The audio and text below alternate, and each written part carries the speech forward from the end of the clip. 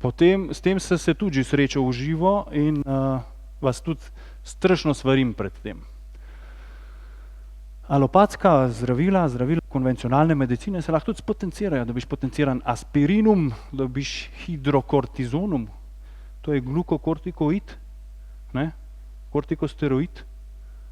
200. Sem imel enega pacienta, ki je prišel od enega zdravnika iz Italije, ki mu je za astmo predpisal hidrokortizonum D200. Veste, kaj se je zgodilo? Astma se je čudežno pozdravila.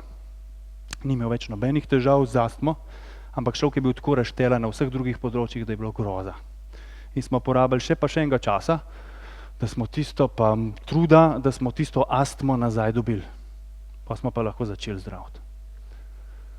Potencirani antibiotiki, dobiš penicilinum, ne, da imaš okužbo, dela.